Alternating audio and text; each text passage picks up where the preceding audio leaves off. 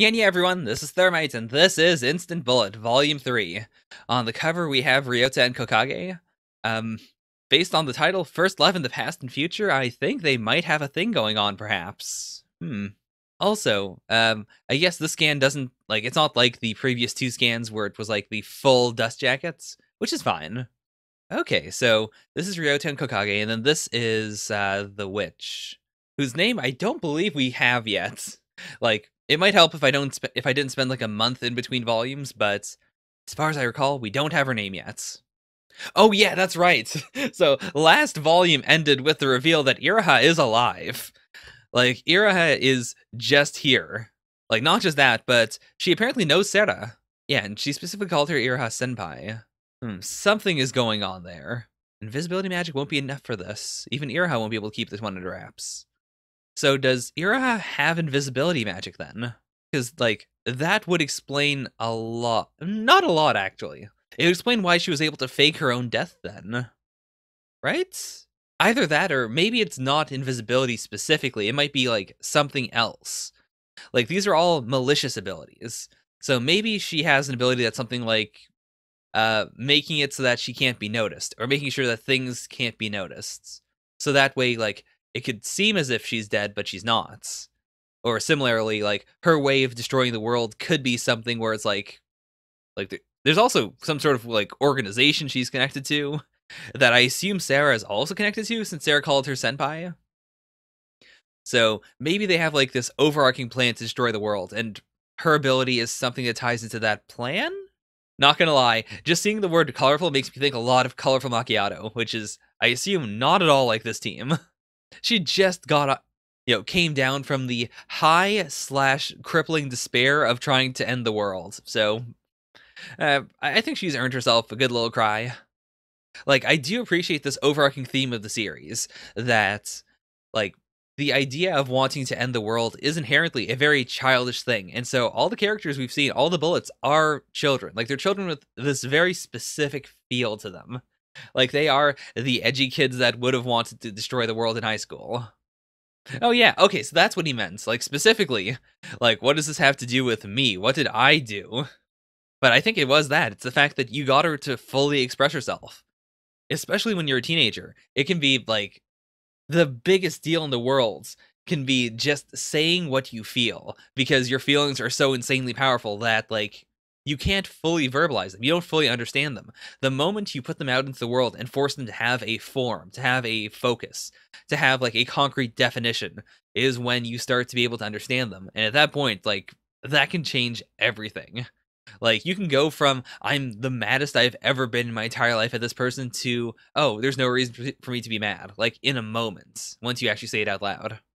Okay, so yeah, so I still don't fully understand how her ability works. Oh, okay. Okay, that's a neat way of doing it then. So, I remember this part of, when she sees something really bad, it becomes facts. So I didn't fully understand, what the limits were on it, though. I just kind of thought it was, the future is set in stone. But that's not what she's saying. The future is changeable. It's just, if she sees something, it becomes unchangeable. So, the fact that there is going to be this horrible wasteland in the future, that's fact. That has to happen now because she saw it. But she's still able to change anything that she didn't directly see. That's a really interesting way to do time travel. Or not even time travel, but just, precognition. I've heard that there are 20 IBs in the world. One of them specialized. Okay, so first of all, there's exactly 20. So, even that organization is, that's a straight quarter of all the IBs in the world. That also means that the series has, this predefined limit. I know the series is going to be canceled, but even before then, there's a possibility that we'll see, every single IB. So, clearly, Iraha. So, she is the one who formed Colorful. And so, working together, they're going to exterminate everyone else, and I assume each other eventually. That is a really cool way of having there be a villain organization, while at the same time making any other bullets they run into potential enemies. Still. Yeah. You can't think like that. We won't let you die. You are our ally. Also, is this also all according to Keikaku? That's the thing, now that we know how the witch's powers work to an extent, it comes down to, well, what has she seen? What are the immutable things in this world? We know the apocalypse is one of them. we don't know about anything else specifically. Like, is the fact that they're all going to be a team, is that preordained? Did she see that at some point? Like, is that just a thing that will happen no matter what? Or can it still be changed? I've always dreamed of this moment. So, not specifically saying that she like foresaw the moment, just she's dreamed of it. She's wanted this. Also, yeah, like I was talking before about how, Team Colorful is already like, 1/4 of all the IBs in the world. They're almost 1/4 of all the IBs in the world by themselves. Like, the number 20 is a fantastic number because it means we can still have a couple like one-shot IBs out there while at the same time having like 2 or 3 major factions. But we can't like there's no chance of there being like a fourth faction that shows up out of nowhere because we have a set number now. Yeah. Okay, now this is the other thing we don't know. Like, first of all, we don't know her name, but we also don't know what she means by an arbitrator. Like, she keeps on saying that, but as far as we know, that's not correct. Like, everything she has done here, especially making this team, it seems like she's doing this because she wants to save the world. That's not a neutral thing. I can appreciate that. Like, I've talked about this before. I really do enjoy series that have this kind of mechanic. Something where it's not like, oh, I'm hiding this information for some nebulous reason. Like, that annoys me. I like it when it's a series where, like, the reason why the information is being hidden is, in fact, like, a part of the mechanics of the series. Like, this information literally cannot be given, which is what this feels like. Because her abilities seem to have this, like, weird mechanic of, if she sees it, then it's canon, like, it will happen. I feel like the reason she can't tell them anything is also, like, another facet of her abilities, something we haven't seen yet. Like, if she tells them too much, they might be in danger, or something like that. Like, just the very nature of that knowledge existing means that, passing it on would be dangerous. God, it is really arbitrary. Like, I understand why why they would be so very annoyed by this. Yeah, I can't tell you the truth about her, or about the girl who's like family to you, so she definitely knows. She knows of Iraha at the very least. We still don't know if Toiro might be a bullet as well. Or if she's really, like, dead, gone, in the hospital, whatever. Okay, I am the one who's going to die first. So that's why. Like, she doesn't want to potentially shake them too much when she dies, so she wants to keep her distance. God, I do like that this guy wasn't just a one-shot character to introduce us to the whole thing going on with Kokage, like the whole drug thing. Like, he seems to be sticking around. Kage said she'd kill me tons of times, but look at me, here I am, alive and kicking. If I were her, I'd just kill me. Wait, what? I'm the one who killed her mother, okay. Oof, right. We did see this before. Well, we didn't see that she died because of it, but yeah. Yeah, that must have been a big, big shock. The second I took it, a wave of regrets hit me like a storm. When people who couldn't feel a thing took it, they suddenly became able to feel. Like, of course you would feel that. Like, to suddenly wake up and realize that everything you've been doing, like, you knew in the back of your head, yeah, sure, it's wrong, but whatever, wrong, right, it's all, like, whatever. It's all arbitrary. But you take a drug, and it makes you feel the way someone who believes in justice would feel, like, someone who has a very strong sense of right and wrong. And immediately you are assaulted with this horrible feeling of, oh god, everything I've been doing is inherently not okay, it is wrong, it is bad, I am a terrible person. I ain't gonna say our lives are decided from the moment we're born or anything like that, but without knowing a single thing, without realizing a single thing, people just watch life passing by. Yeah, I'm glad we got to revisit him, because, like, the whole empty drug thing, plus, like, just his state of being is one of the heaviest things in the series so far. Yeah, so whether it's the drugs, the poison of the drug, or it's just withdrawal, he's just gonna die. Okay, so that was the end of part 1. That was the end of The Unkind Who Want to Be Kind. So, yeah, that makes sense. Like, that is actually writing him off. That is ending this whole storyline. So I guess that means that we're going to have, like, serious divides in our story arcs. Like, we spent 2 and a parts, volumes wrapping up The Unkind, or I guess volume 1 wasn't The Unkind Who Want to Be Kind. That was just volume 2. So, yeah, a volume and, like, a third or so. This does make me excited for the next big arc, though. Like, we have to be able to fit in 1 or 2 more arcs like this before the series ends. Alright, your target is the witch, dead or dead. Kill her, no exceptions. Alright, so part 2 is First Love in the Past and Future. So, based on the cover, I said it was going to be Ryota and Kokage, but I don't think so. I feel like it's going to be the witch herself. Like, she's seen her own death. She knows how she's going to die. It's completely confirmed. So before she dies, we have to completely explore her power and, like, how it relates to her desire to destroy the worlds. I mean, in a way, her power has already done the most out of anyone's. Like, by confirming that there is an apocalypse in the future. Like, that confirms them, no matter what. Even if all the other bullets are dead, presumably, like, it's set in stone, her power would make it so that the world does end regardless. Okay, is this his gun or someone pointing a gun at him? There's no such thing as salvation in this world. Jeez. Now, here's the question, though. Like, is this happening, or is this her looking into the future and seeing how she'll die? Okay, it was a vision. So it's confirmed. In 1 week, whoever this is will shoot her in the head. Also, this is a neat way of doing this. Like, is it saying that there's going to be 3 parts? And so, specifically, that's why these 2 are scratched out? Like, is it going to be the witch and Kuro? Because especially this, like, if she knows for a fact when she dies, Kuro will be here, will she then think, okay, well, that means that it's okay to grow close to him? Like, he'll be there no matter what, so I'm not going to put him in any danger, or any more danger, by falling in love with him. To be more exact, he stopped fighting back. So, jeez.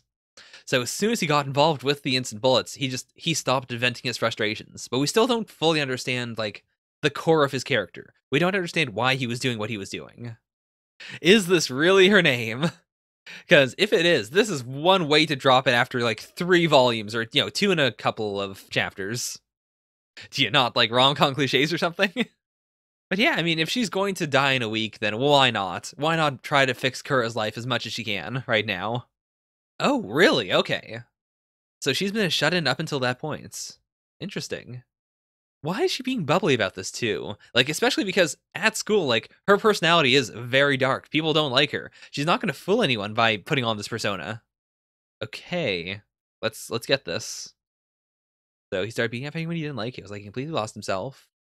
That's a very normal, like, I'm sure there's more to it, but the way she said it is very normal. Right, this isn't bullying or ostracizing him or anything. We just need to keep him away for our own safety. Also, the figure that shot her in the head appears to be a boy. Like, just from what I'm seeing here, looks like a boy.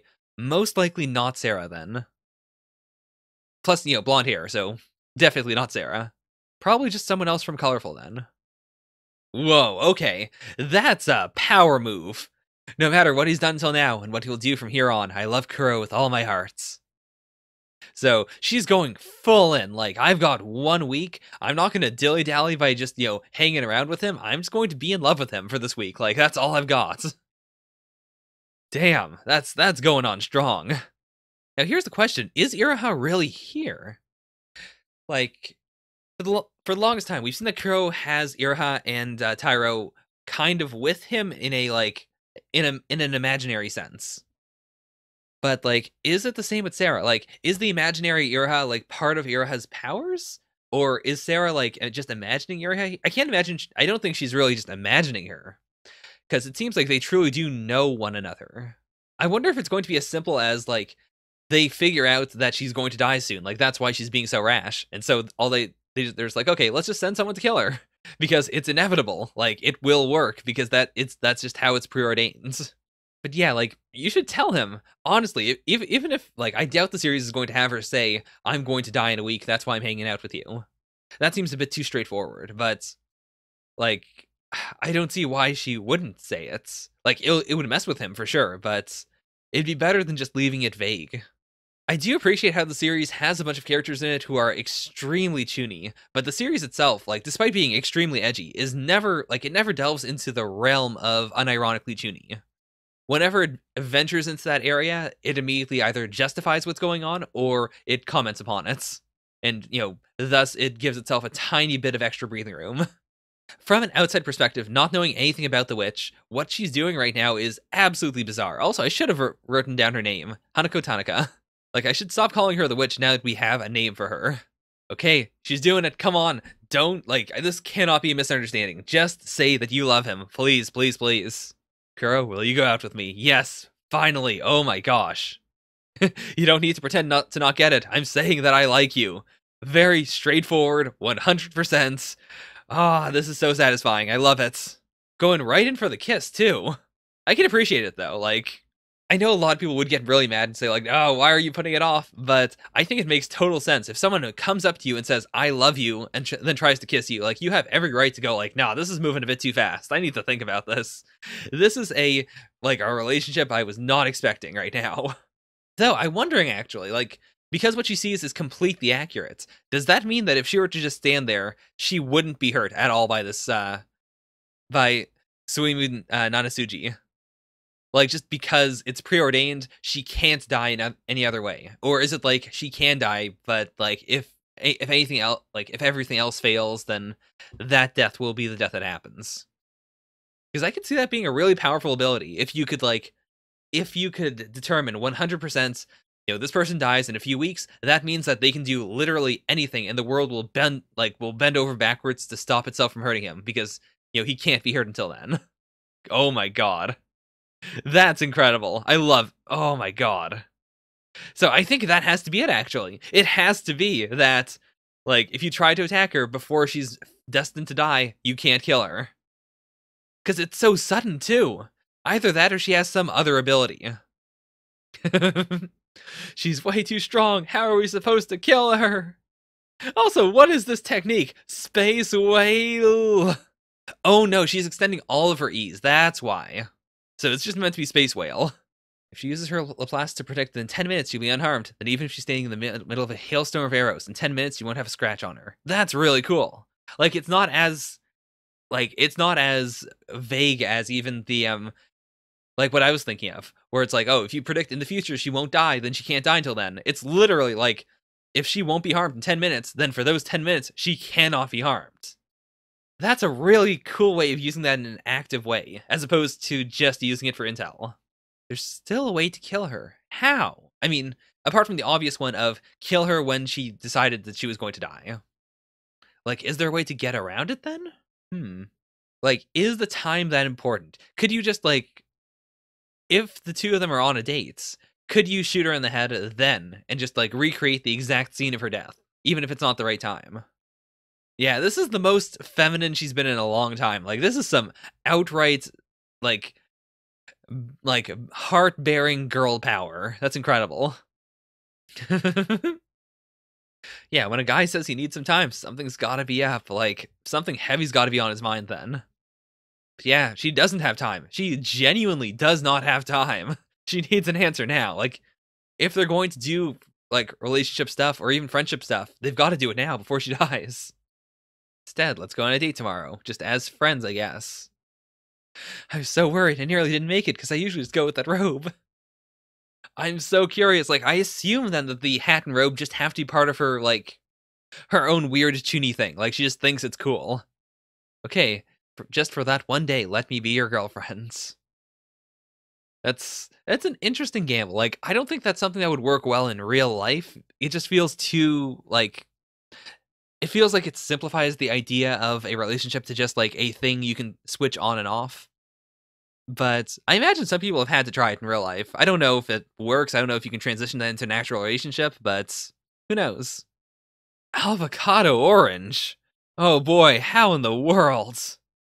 I love all the tiny text though. Like, shots like these feel so relationshipy. Even if they don't have an actual relationship, I'm still into it. It's fun. So many of the bad guys are Italians. I guess they know who they're making it for. Yeah, she does have a normal house. That is actually kind of real weird. That's not what I expected at all from her. But to be fair, like, we know next to nothing about her, and if she's gonna die in a few days, like, now's when we have to learn everything about her we could possibly learn. Like, we're not getting much more after that. I mean, they were both shut-ins for a while. Like, she said outright she was a shut-in after something that happened in kindergarten. Or grade school, so I guess she must have been a shut-in with her sister until she became a bullet. Wanna watch some porn? Now that is a power move. That's an extremely dangerous move. It's not like adding salt to food. You can't just set a mood like that. I do appreciate it though. Like, it's very endearing in a, I guess maybe just because I'm looking at her eyes right here, but it feels kind of like a Watamote sort of thing to do. Like, it feels like a, I've never done this before. I have no idea how relationships work. So let's just throw everything at the wall and see what sticks. Yeah. Okay, please, please, please tell him that you do not have time. No matter how much time passes, you're never going to forget about Toiro. It's not fair. Wait a minute. What? I've been thinking about you all this time before Toiro ever thought of you, and before you ever thought of Toiro. Am I just going to die without getting a single thing in return? How, though? Because they met up as kids. Like, did the witch know them? Like, plus, they're about the same age, right? And Toiro is older than she is, or he is. So, when, when could she have gotten involved in his life? I mean, the other idea would just be like maybe she used Laplace to look at him constantly, and like both his past and futures. Like he literally she didn't linearly know about him before Toiro did, but in terms of just looking in on him, she looked in on him before Toiro ever did, or something. On March 31st, 2008, 3 days from now at sunset, I will die. This page feels so incel-y. Like, she definitely feels like she's owed a relationship almost. It feels so weird.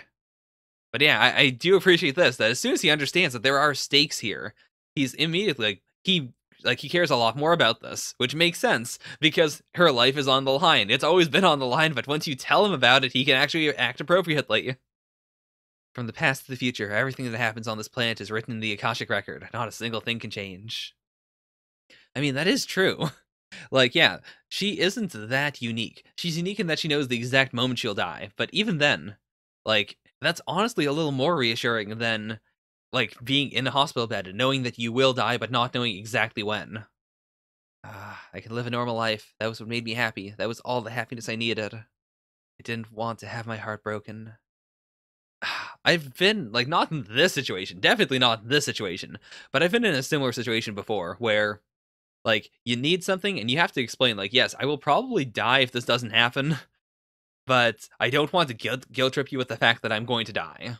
That's a heavy thing to bring up, and I don't know if there's any, I don't think there's a way to do that in a, I don't know if there's a moral way to do that. I don't know if there's a moral way to say that, yes, I will die if, if this doesn't happen, or I will, I can't bear it if you leave me, or something to that effect. Because it is true to an extent, but the very nature of it is a guilt trip. But at the same time, there's no way to express it without expressing the part of it that makes it a guilt trip. Okay, can I ask the terrible person one favor? Your name. Tell me your real name. What kind of boyfriend doesn't know his girlfriend's name? Okay, I absolutely did think that the name she wrote on the blackboard was a fake one, so... My name is Yume Furusuna. Written with the characters for A Dream in Old Sand. Yume Furusuna. That is how we became boyfriend and girlfriend for 3 short days. 3 days later, just like we expected, but still so suddenly, Yume died. So this is the story of our memories. The memories we made in those 3 short days. That is super cool. I love the design of this. The design of this arc. The fact that this arc is based entirely around the fact that, yes, she will die. It's, in-universe and out-of-universe, it is just cemented. There's no way to get around it. All we can do is tell the story. It feels like she's either being abandoned or she's going to be kidnapped. Yeah, so even then, she was severely abused. Hungry, beaten up with broken bones and unconscious from a heavy fever, I was found by some farmers who lived nearby. Okay.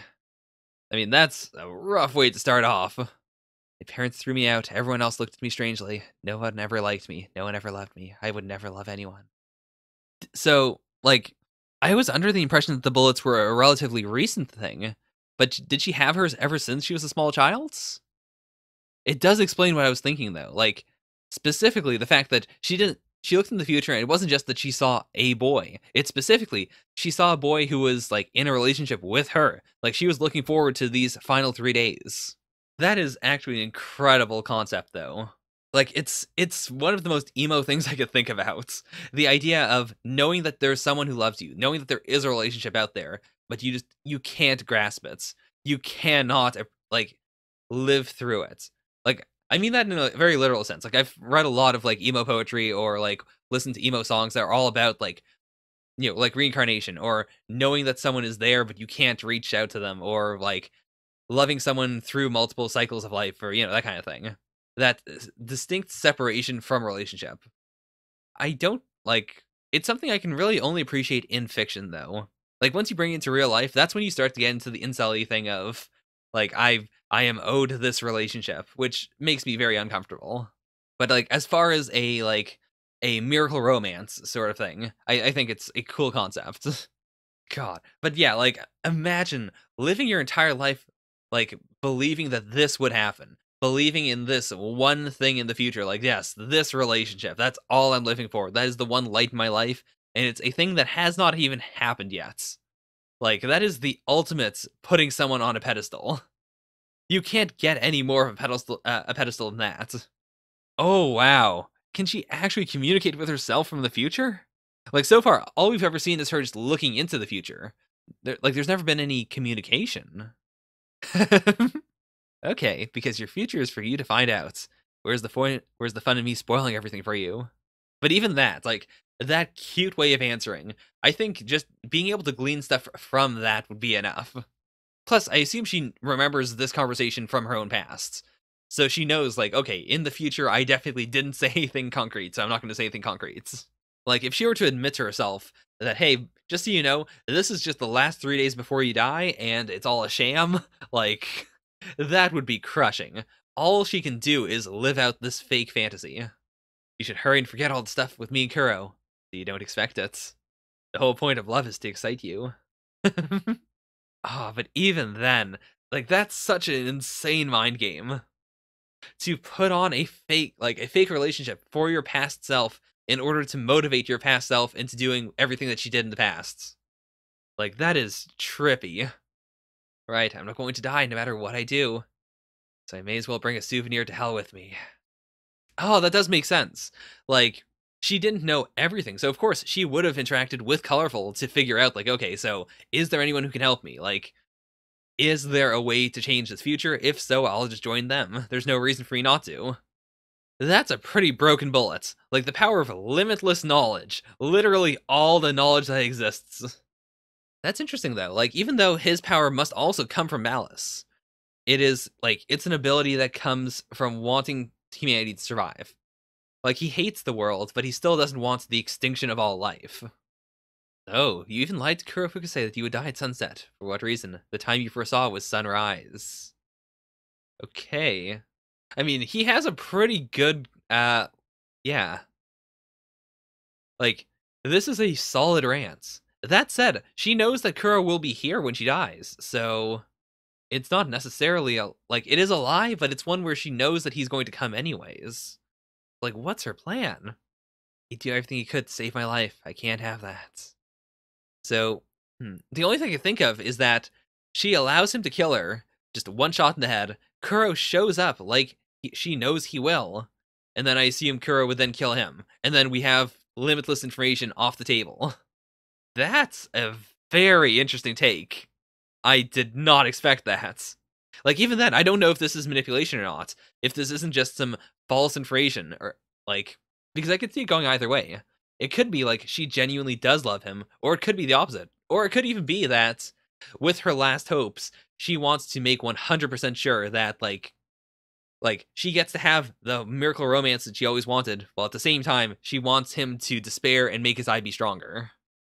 Like, it's a very twisted way of looking at it. I still don't think she's telling the truth, but if she is, it's an interesting motivation.